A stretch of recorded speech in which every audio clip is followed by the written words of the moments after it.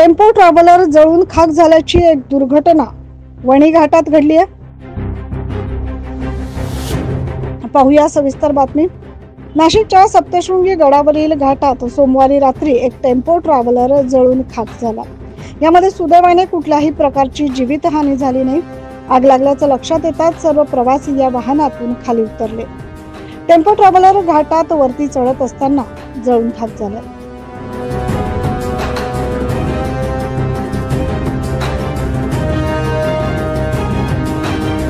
या वाहनामध्ये 9 महिला आणि 9 पुरुष आणि एक चालक असे एकूण 19 प्रवासी होते। हे सर्व प्रवासी उत्तर प्रदेश मधील असल्याचं समजतंय।